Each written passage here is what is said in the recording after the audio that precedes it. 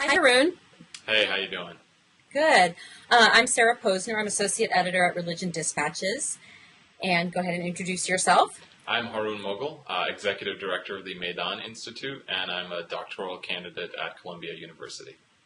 And a contributor to Religion Dispatches. Of course. And we're going to talk today about what's going on in Egypt, particularly with reference to how religious aspects or lack of religious aspects of the Egyptian revolution are playing here in the United States. So I wanted to start out just to give the viewers a frame of reference to get you to talk a little bit about a piece that you did for us at RD that went up, I think, late last week or over the weekend, explaining why the revolution in Egypt is not Islamic. Because I think that there's a lot of misconceptions here about the role of Islam and Islamic political movements, or lack thereof, in what's going on in Egypt right now. Yeah, I think we can sum up the last 40-something years of American foreign policy with the word stability, and we often construct it in a very zero-sum way, either stability or democracy, either a secular dictatorship or a fanatic religious theocracy. And we're always afraid that the next Iran is somewhere around the corner, and first it might have been Tunisia, and now it's definitely in Egypt, and who knows where it'll be in a couple weeks. And I think what I was trying to do was introduce a little bit of sanity into the conversation. The people who came out in the streets in Egypt last Tuesday, in fact, were not there chanting Islamist slogans. And I think that the language often fails us. We try to make everything fit into a category that makes sense to us, but may not make sense to Egyptians, to Arabs, or to people in the Muslim world, where we hear time and time again that people want democracy, but we also hear time and time again that people want some role for religion in their public life. And I think rather than spend a lot of time trying to explain it, the best way to explain it for me was actually at a class I taught on Islam, where someone was trying to make sense of this, and he said it's sort of how, like in America, we want our president to be a Christian, but we don't want to live in a theocracy. And I think that holds true for much of the Muslim world, including Egypt. Yes, and I think that here in the United States, I think a lot of the people who are raising a panic about the Egyptian revolution being a victory or potentially a victory for what they might term radical Islamist political forces are people who would be more along the lines of someone who would argue for more Christianity and more religion in our own government here.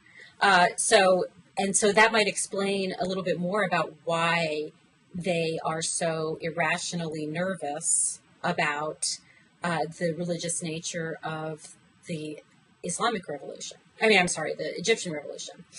Yeah, I think that you're really hitting it exactly on the head, because it's sort of ironic, but it's also dangerous, because firstly, the people who seem to be adamant about secular democracy and liberal democracy in the Arab world and the Muslim world are the same people who want to introduce more Christianity, or their own interpretation of Christianity, I should say, into the political sphere in the United States.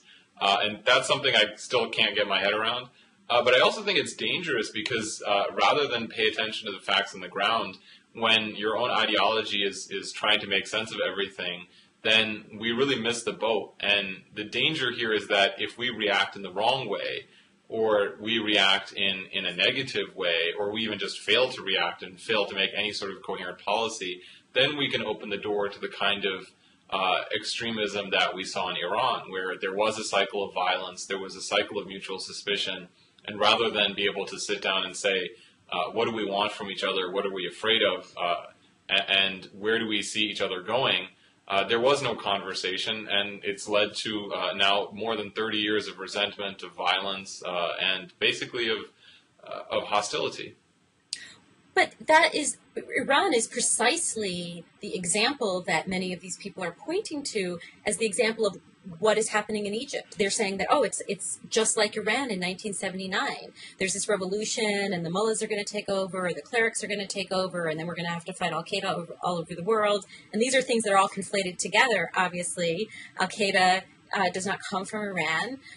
But, there's this whole mashing together of fears and misconceptions about what the political and religious forces are in the Muslim world, to just sort of make these cookie-cutter comparisons that don't make a lot of sense. Yeah, I think it's actually worth revisiting history a little bit. Iran's uprising started in the 1970s, and there were a lot of different forces on the ground who were fighting against the dictatorship of the Shah.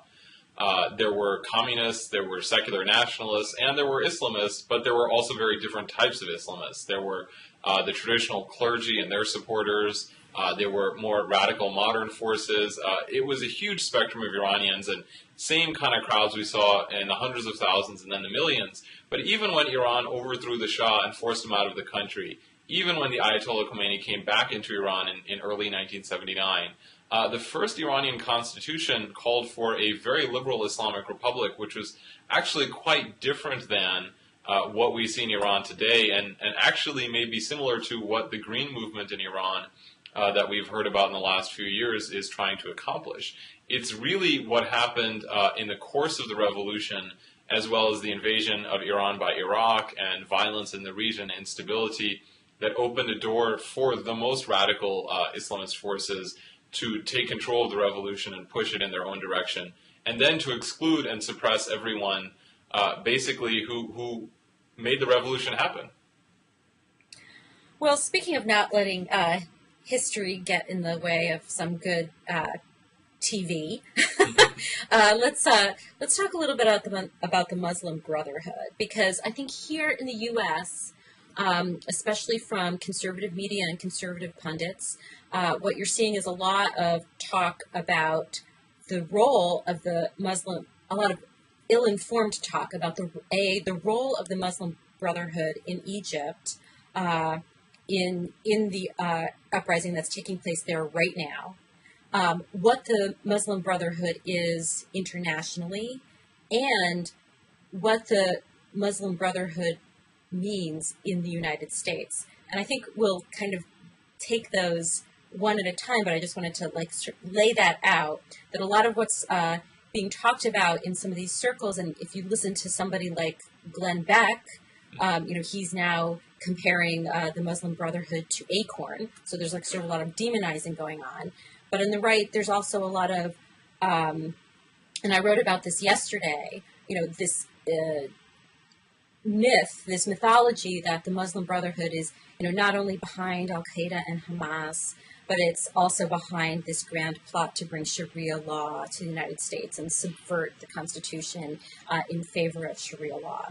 So laying all of that out and sort of a lot of complicated pieces of it, I wonder if you could talk a little bit about what the Muslim Brotherhood is, and then talk a little bit about what its role has been, if any, in the revolution in Egypt, but also what its role might be after, if and when Mubarak leaves power and there's a transitional and future government there. The Muslim Brotherhood was founded in Egypt in 1928 by a very charismatic preacher whose name was Hassan al-Banna. And essentially it was conceived initially as an anti-colonial movement, as a movement to reform Egyptian society, Arab society, and the wider Muslim world in order to really push back against the circumstances that part of the world found itself in. When the Brotherhood emerged, most of the Muslim world, the Arab world, was under colonial rule. So I think that's very important to keep in mind, because in the first phase of the Brotherhood, as it was growing, it was really a movement about moral reform that did have a strong anti-colonial edge. Then in the 1950s and 1960s, basically we had something of an all-out conflict between the Muslim Brotherhood and the Egyptian government, which at the time was a dictatorship. It was secular, it was socialist, pan-Arab, believed in the unity of the different Arab nations. Gamal Abdel Nasser, for anyone who remembers that period in history. And really, the Brotherhood found itself on the wrong side of the state. Many of its members were tortured, imprisoned, executed, and that period really provoked a lot of soul searching. So a few extremists did spin off from the Brotherhood in the 70s and 80s and turn to radical violence, but the majority, including the leadership, rejected violence and basically adopted the following program. We're going to try to make Egyptians into better Muslims, as they see it, of course, and by doing that, we're going to make Egypt a better place. So they have a political goal, but they don't really have a political agenda per se, because their focus is on moral reform and social services. And I think that's the really important thing people need to understand. Egypt is a really poor country where the government doesn't really take care of its citizens, and it's the Muslim Brotherhood that operates the largest network of charities in the country, hospital, clinics, educational centers. They're really looking after the people, and they've built a lot of support because of that. And so do people see them, so you're saying people see them as a provider of services, but do people also see them as a political movement that has a role to play in the formation of a new government post-Mubarak?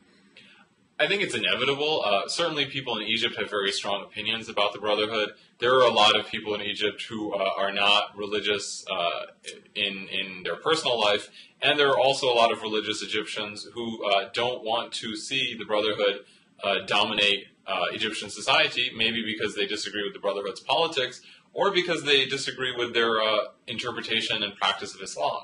Islam being a very diverse religion, Islam doesn't have a central authority figure, so Muslims are always disagreeing and arguing with each other. But I think that it's inevitable that the Brotherhood will play a political role. They are the most organized force on the ground. They do provide a lot of social services, and they represent a decent sized chunk of the Egyptian population. By no means a majority, but still big enough that we can't ignore them unless we want to basically ignore a huge part of Egyptian society. Would you characterize their interpretation of Islam as being conservative, theologically speaking? I think that the word itself is tough to use because sometimes it means different things in the American context. Definitely their practice of Islam is conservative. But in a lot of ways, they're not traditional. They're much more politically active, much more engaged in society. Many of their members, and they have millions of members, are doctors, lawyers, engineers. One guy on TV I saw yesterday was a dentist. Which was kind of. And you're talking about the Brotherhood in Egypt now. Yeah, exactly, in Egypt. And so they're more of an urban middle class phenomenon. So in some ways they're very traditional and conservative, but in some ways they're very well educated, upwardly mobile. They're an interesting group, but they do provoke very strong opinions because there are a lot of Egyptians, again, who see their vision of Islam as very narrow, as very constricted. And too concerned with politics and sort of, I guess you could say, too concerned with worldly affairs. As opposed to spiritual affairs. Yeah, exactly. There are a lot of Egyptians who follow Sufi brotherhoods and more traditional forms of Islam. And for them, Islam is very meaningful, but it's a very, very private, very mystical experience. Right. Okay. So politically speaking,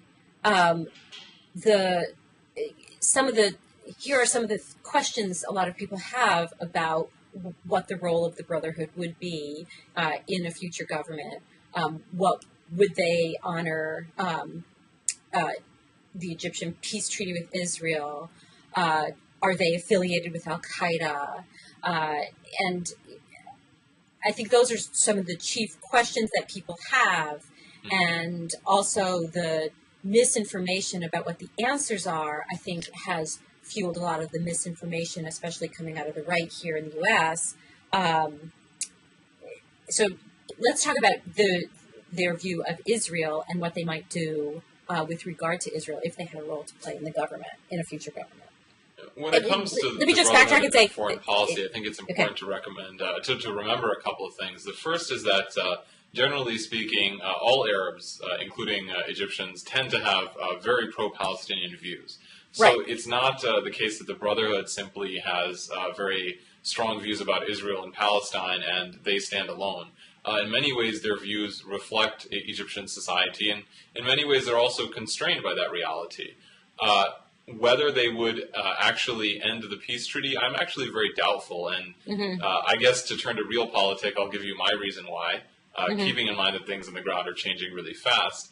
Right. Right now, the Egyptian military has refused to fire on the protesters.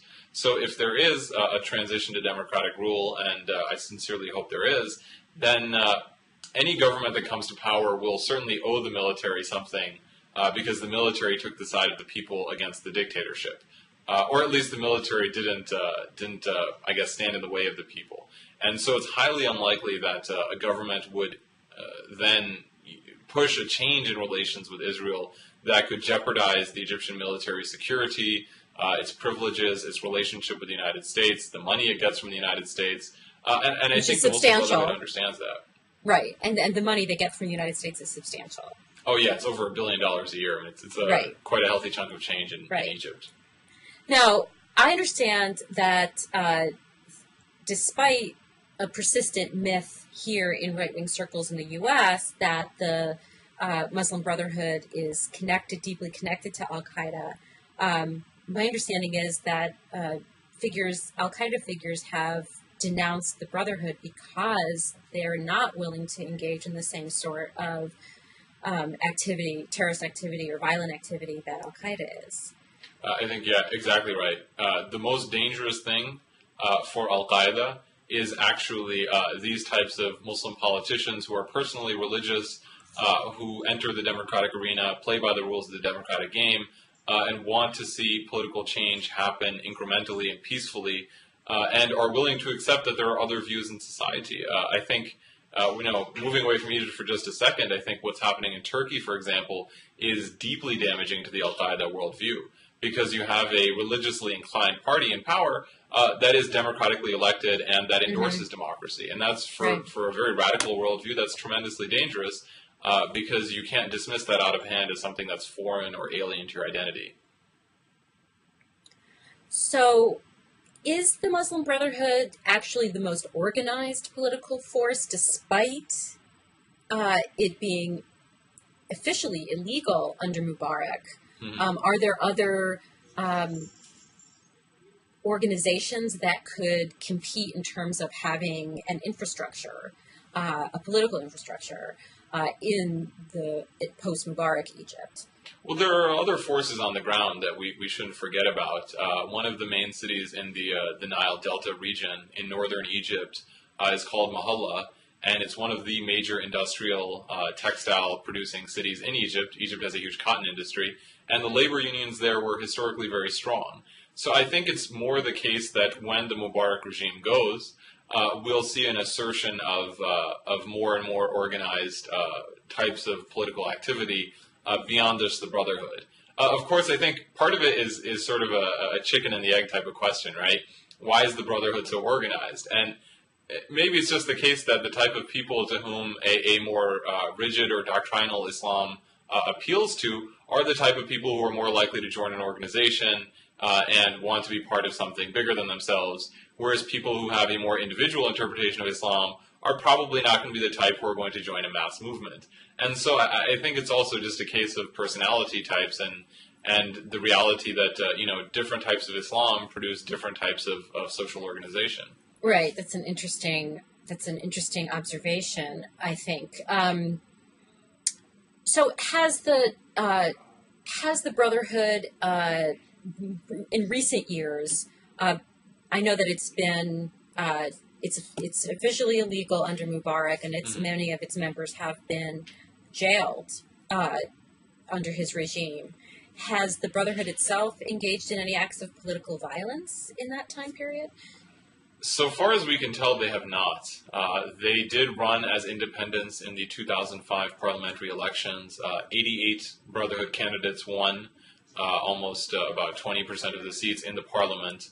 And they had to run as independents because they're not allowed to. Yeah, right. They're not allowed to run as the Brotherhood. But people so they knew. had to run as independents, and it was kind of a wink, wink, nudge, nudge kind of thing where everybody knew they were Brotherhood, but they weren't going to say that they were members of the Brotherhood. And when they were in power, they behaved very much like politicians in power. They realized that the things people care most about are someone cleaning the streets, someone taking care of the garbage collection, so on and so forth. And they seem to have done a pretty good job for which reason I think Mubarak forbade any of them from running in the subsequent round of parliamentary elections. Right. Anyone who can make the trains run on time, so to speak, would be competition. Well, let's segue now to talk about the Muslim Brotherhood in the United States, because there is a Muslim Brotherhood in the United States, which has largely been, I think, not really noticed by most people or known about by most people. But when you look at a lot of the documentaries and websites and magazines and so forth that come out of the American right wing, you see a lot of reference to the Brotherhood's presence in the United States as a very foreboding thing. That, you know, the Muslim Brotherhood, it was founded in Egypt, it gave birth to Al-Qaeda, so they say. And now it's here in the United States, and its goal is to institute Sharia law in America, which is a really remarkable assertion to make about an organization that doesn't have a huge presence in the United States. It has a presence, but can you talk a little bit about what that presence is? Sure. I think before doing that, though, I think it's necessary to preface that with a few clarifications about how Islam works, especially in America. The first is, as I said, Islam is a very decentralized religion. So it really comes down to local mosques. Muslims have a notoriously hard time, and speaking as an American Muslim, I can speak to this frustration, of organizing beyond their local community, or even organizing in their local community. Secondly, most American Muslims don't even go to mosques. They are sometimes very proud of their Muslim identity and may be very practicing Muslims, very religious Muslims as they see that to be defined. But at the same time, they're not necessarily part of an organization, and they may dislike organizations. In a lot of ways, Muslim identity is like Jewish identity, where you can be strongly Muslim without being part of the equivalent of a church. That said, we need to clarify that there is a difference between the influence of a movement and the influence of an organization and the organization itself. The founder of the Brotherhood did write a number of texts, and many Brotherhood members have written a large number of books about Islam, and they've had a big influence on Muslims in their understanding of Islam. But that's very different from saying that the Brotherhood itself is present in any meaningful way in the United States, that it has any particularly noticeable voice in American Muslim life, or that its agenda is embraced by any percentage of American Muslims. I don't think that we can make that case at all. And what would you characterize its agenda as being? I think they tend to have a very conservative opinion of Islam, and they tend to be pretty quietist. They tend to focus on ritual behavior, on improving one's adherence to the character of the Prophet Muhammad, because the Prophet Muhammad in the Muslim religion is the model human being, the person that everybody should try to be like. And so they tend to emphasize that, and they tend to also have sometimes strong political views, but again, I think it's really hard to separate that from the reality of immigrant populations who come from places where views that are unpopular in the United States are quite common. And I don't think we can make the case, as the right is trying to make, that somehow it's the Brotherhood that's creating these opinions or these agendas. Right. Well, let me talk a little bit about this, where some of this misinformation about the Brotherhood's, not only its role in the United States, but what its ambition in the United States is. So there was this trial a few years ago in Texas where the U.S. government prosecuted an organization called the Holy Land Foundation and charged that it was illegally funneling money to Hamas, which is a terrorist organization, and U.S. forbids providing money to it. And in the course of that trial, a document was introduced that was that the FBI, I suppose, obtained in a raid of some office, I think, in Virginia. But in any case, it was a document written by a Brotherhood member and was translated as meaning that the Brotherhood's ambition was to have Sharia law take over in the United States and in North America. And this document, this single document, has become a focal point. It is the focal point of a documentary film called The Third Jihad, which charges that there's a fifth column of Muslim extremists in the United States that want to take over and subvert the Constitution with Sharia law. It is the focal point of an activist named Frank Gaffney, who has called on Congress to investigate what he calls creeping Sharia, and he may be, some of his writings and the writings of other people may be influencing Representative Peter King, who has talked about having hearings on radical Islam in the United States. And so this one single document has become this focal point, and they point to it as proof that not just the Muslim Brotherhood, but any American Islamic organization is part of, and that they say that the Islamic Society of North America and other mainstream American Muslim organizations adhere to these beliefs too, and that secretly want, or maybe not so secretly, want to replace the Constitution with Sharia law. Yeah. So just to lay that groundwork of where some of that information has come from, how it is used, and how it helps fuel things like in Oklahoma, where the state legislature tried to ban Sharia law. The law was overturned by a federal court as being unconstitutional. And then in Wyoming, there's a state legislator who wants to introduce a similar amendment to the Wyoming Constitution that would ban the use of Sharia law. Yeah. So I lay that all out there just so that we have sort of the big picture of what it is we're talking about, and then maybe we can chip away at that and see what's underneath it, and really get at the heart of what is Sharia, and are these people even understanding what Sharia is? So, talk a little bit about this document. It was a document that was written by one person in 1991 or 1992. And you and I have talked about it before, and you said that it was not something that was commonly part of what American Muslims know about not only Islam in America, but the Muslim Brotherhood.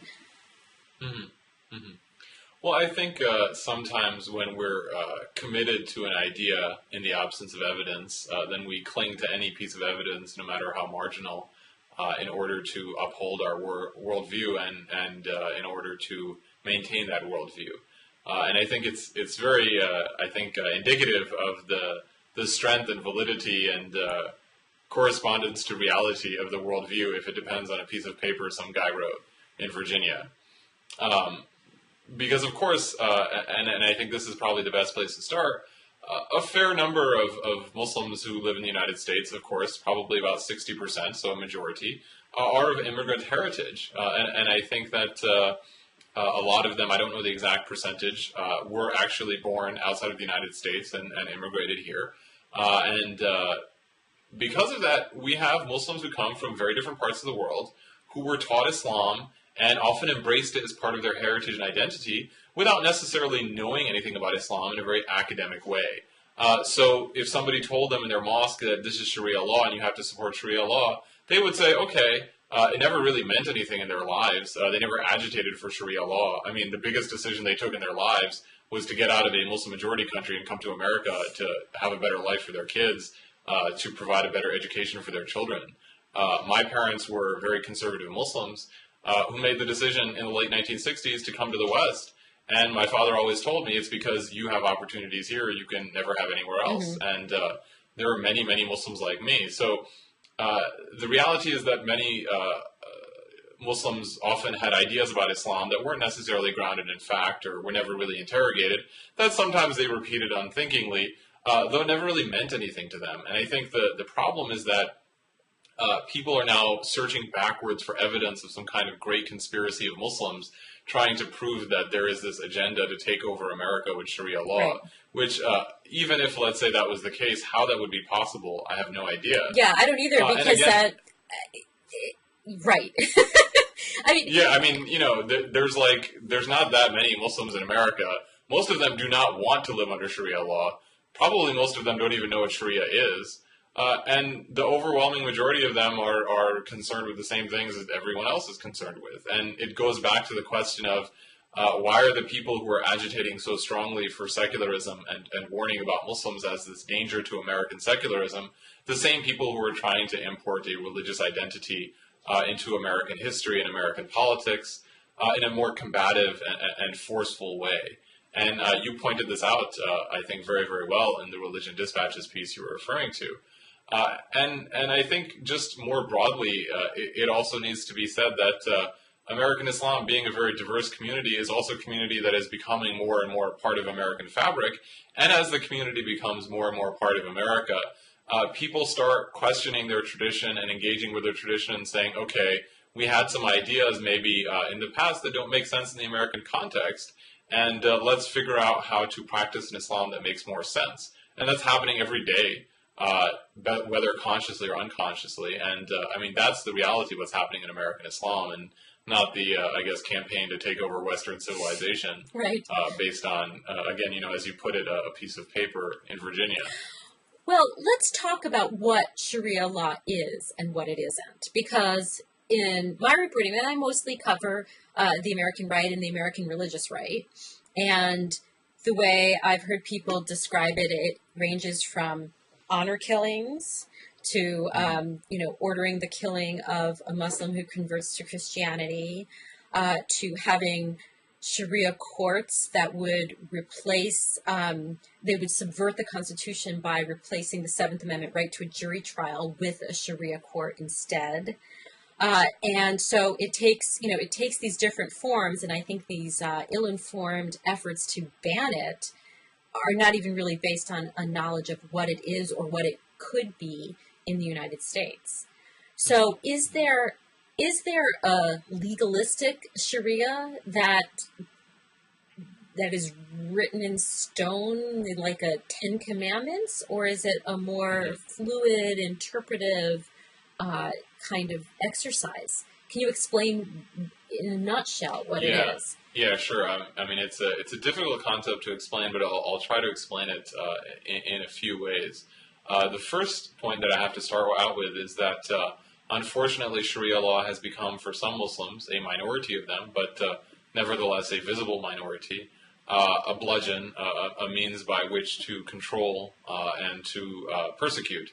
And their understanding of Sharia law basically takes a very small part of the legal tradition and amplifies it beyond recognition into a very harsh, draconian legal code whose purpose appears to be to make people's lives miserable. And that has nothing to do with the Islamic tradition or the life of the Prophet Muhammad.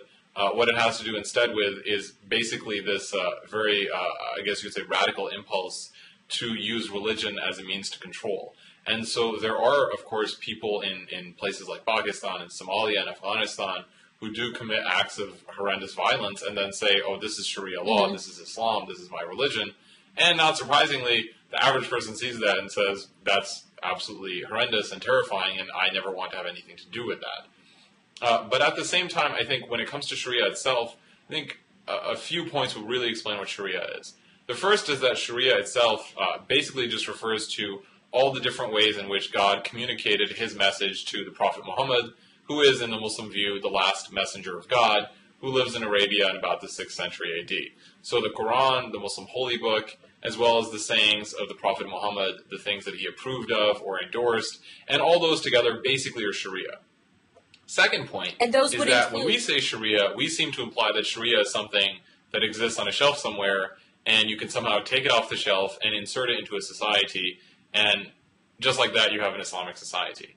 But in the Muslim tradition, Sharia law is actually a constant process of engaging with texts. Again, for people who know something about the Jewish tradition, it's very similar. It's basically lawyers arguing over the meaning of different texts. So when the Prophet Muhammad said, you should do this, Did he mean that you should do it in every situation or some situations, and so on and so forth?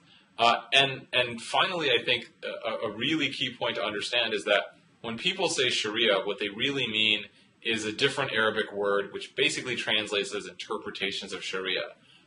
In the Islamic tradition, there are no conclusive interpretations of Sharia. Everything is temporary, it's part of an ongoing conversation, because Islam has no central authority to tell you, yeah, you're right. All Islam has is a mechanism by which people try to come up with answers and then keep debating each other till the end of time. So when someone says Sharia and someone else says Sharia, and they're both Muslim, they can have completely different understandings of what that means, and technically they're both right. So what is a Sharia court? You know, again, I think that it can mean a lot of different things. If we go back in time, and I'll put the history hat on, I guess, in the 9th and 10th centuries in North Africa, since we're kind of talking about North Africa, Sharia courts included trials by jury. And some people argue that when the Normans conquered Sicily, and the Normans later obviously enter into England, they brought the idea of a trial by jury, into England. And so, you know, a Sharia court can simply be that.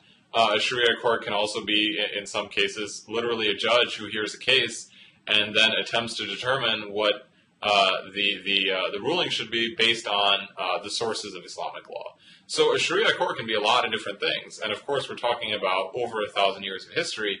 So there have been outstanding, brilliant scholars of Sharia, and there have been, unfortunately, very narrow-minded and very sectarian interpretations of Sharia that have made life difficult for a lot of people as well. So are there Sharia courts in Western countries? Are there Sharia courts in Western countries?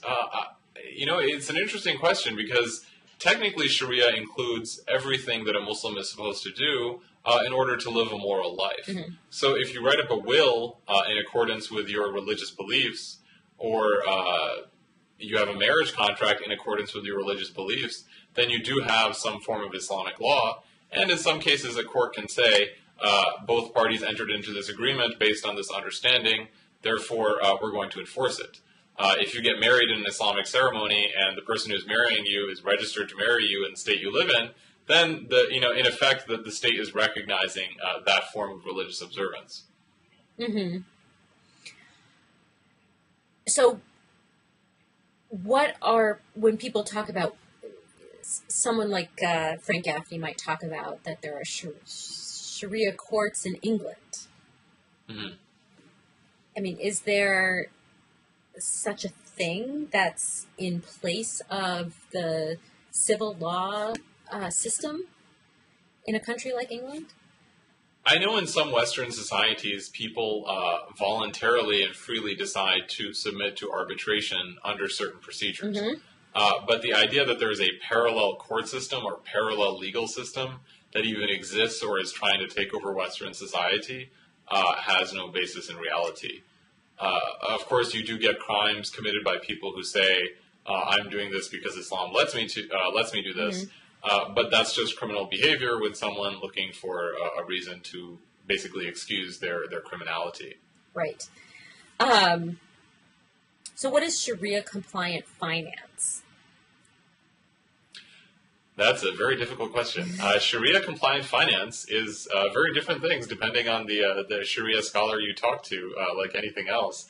But Sharia-compliant finance is basically a very rapidly growing field of finance in which people attempt to essentially invest their money and live their lives, financially speaking, according to Islamic principles.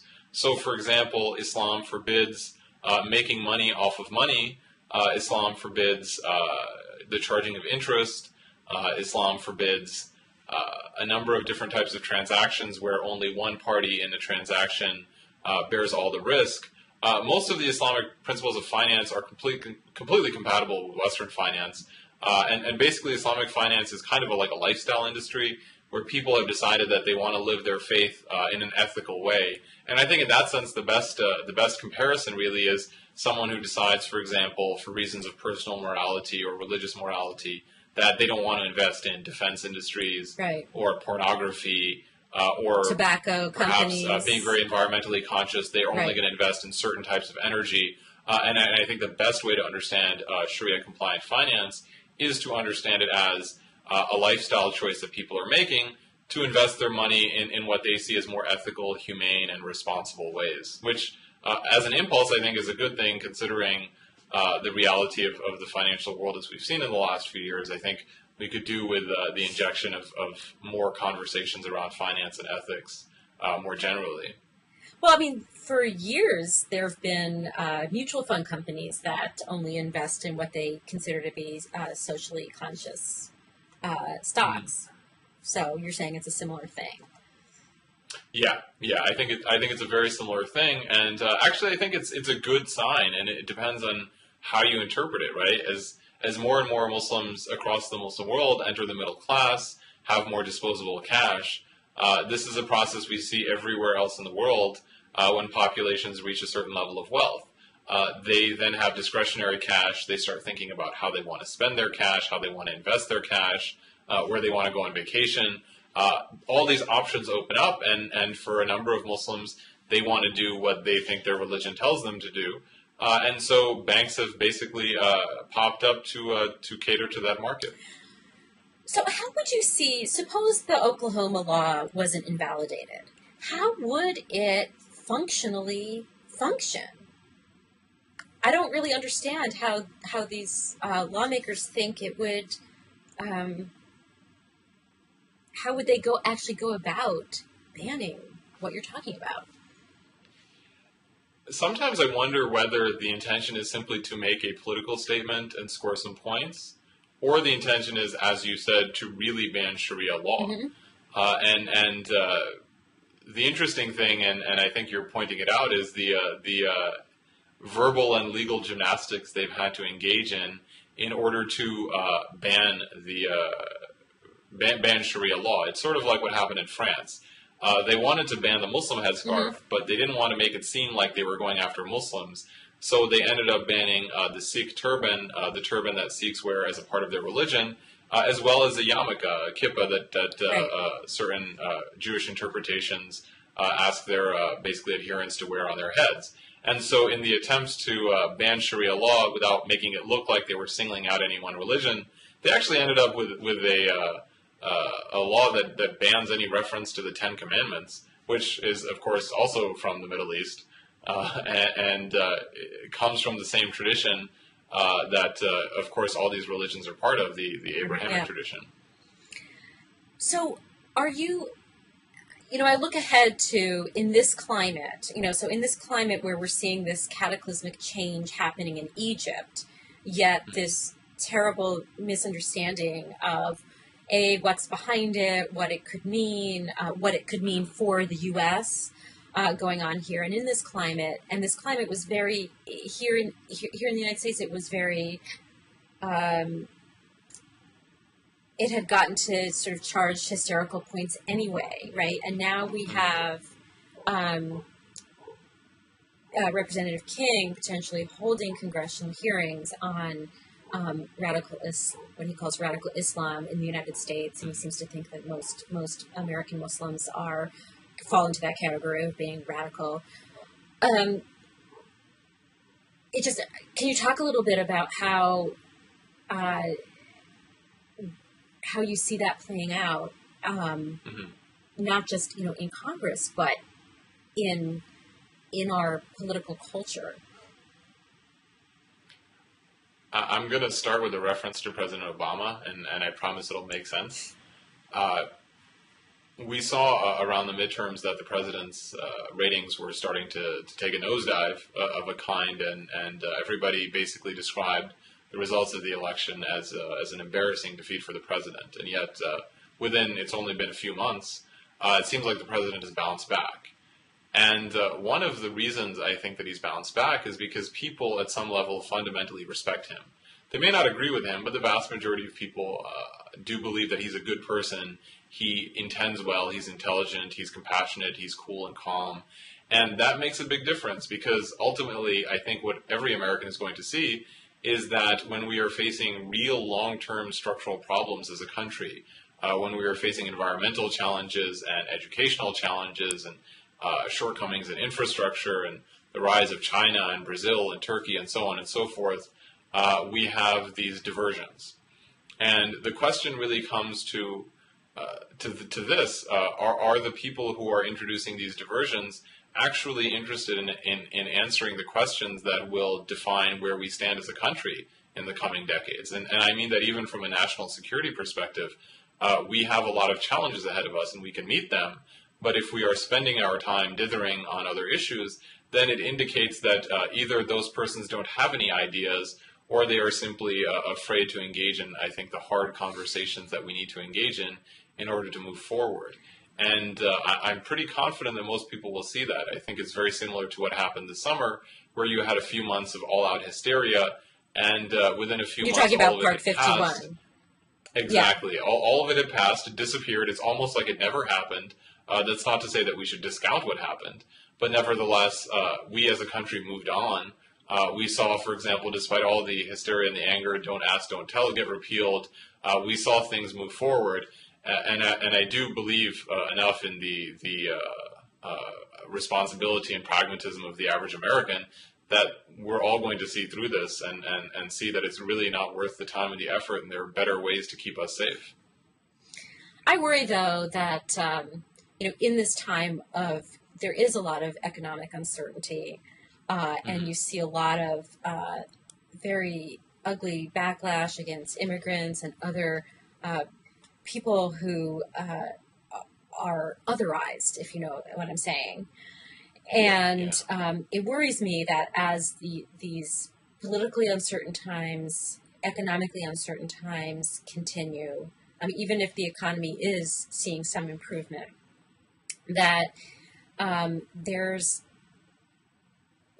this ugly side of American politics, very ugly side of American politics, where there is hysteria raised over this sort of thing. And it worries me that in this Republican Congress, with their zeal for investigating things that don't need to be investigated, that will bring some of that out. And I just...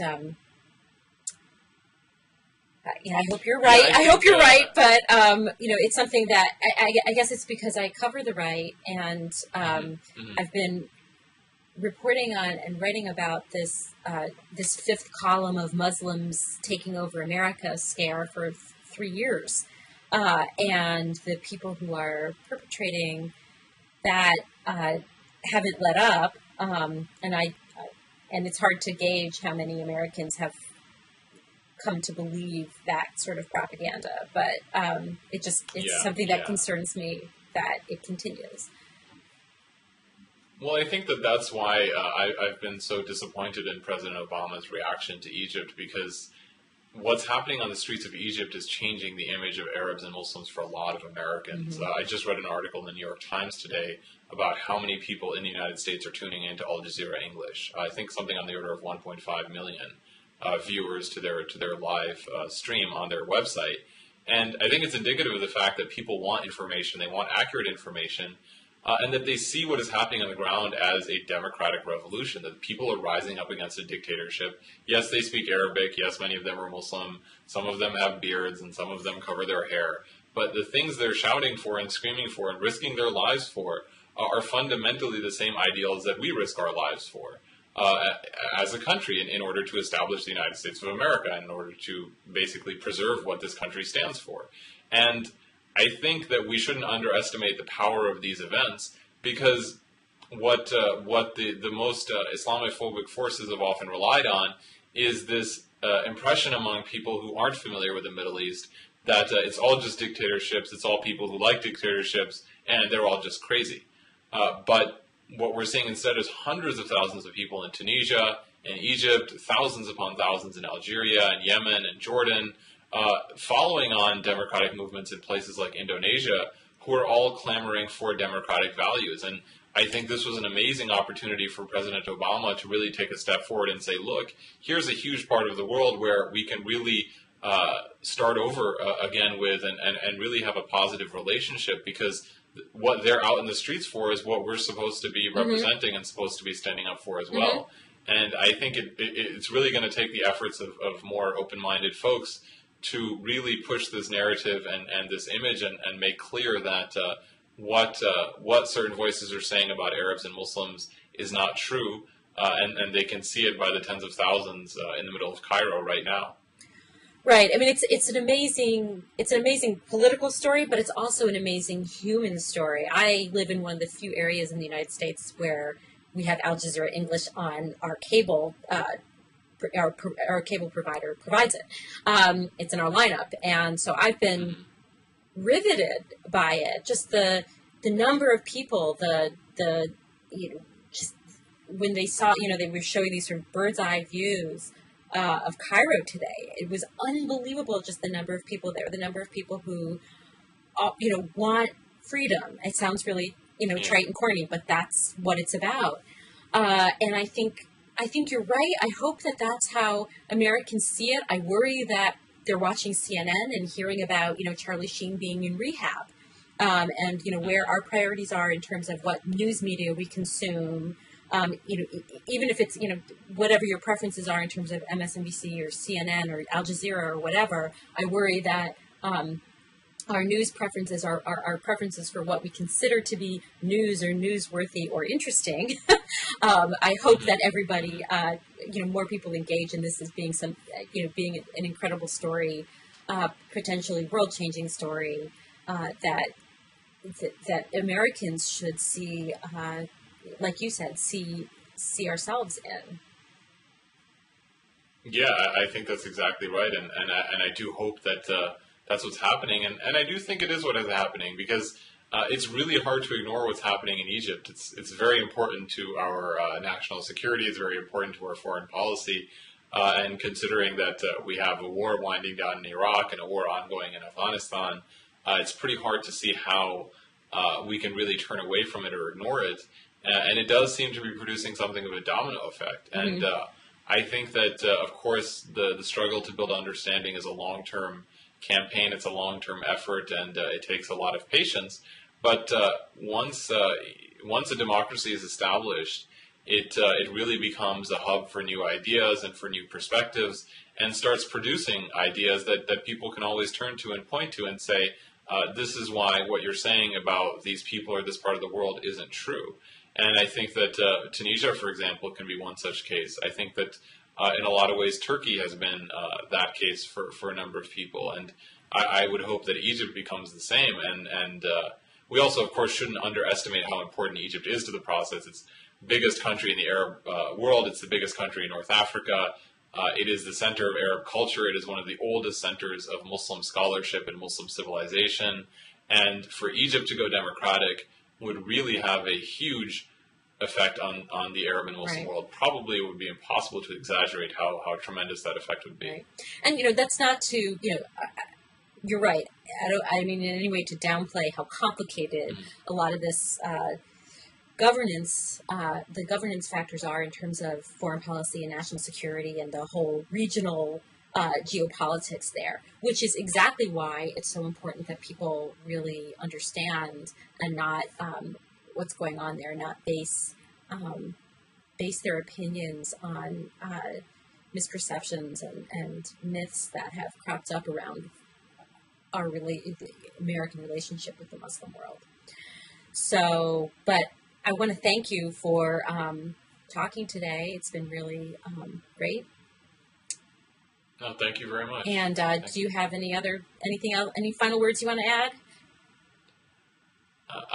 I would just I would reiterate to everyone who's watching and who's following this issue the importance of speaking to our government about getting on the right side of this, and whether that comes out of a sense of identification, a sense that what's going on there is something that I want us to be a part of. I see myself as an American, as a human being in that same revolution, or even if it's out of concern for national security and foreign policy. I think either way, in the long term, we as a country need to be on the side of the Egyptian people. And it's very important that we take the initiative and talk to our representatives, our senators, even call the White House and say, this is something that matters to me, this is something that's important to me, and hopefully give Obama the electoral courage, I guess you could say, to take a stand on this and to come out more strongly in favor of democracy and more decisively in favor of democracy. Yeah, that will be interesting. I think Obama is regrettably saddled with a very decades-long foreign policy that I'm not. I think it's difficult to extricate himself from as much as we'd like to see him do it. Of course, I think he's probably wondering why, in addition to a terrible economy, he now has to deal with the overturning of decades of the Middle East as we know it. But in a way, he's the best person to do it if he can, because a person in the Arab or Muslim world, a person in the third world, can still look at him and say, you do understand me, you've lived across the world, you are the product of different cultures, you must know the emotions that are running through our society right now. And if we want to have a real new beginning, as Obama outlined in 2009 in Cairo, then he's probably the best president we've had in a long time to even make that conceivable. Yeah, well, we'll see what happens, right? Yeah, we're holding our breaths, just watching Al Jazeera all day. All right, thanks, Haroon. Thank you.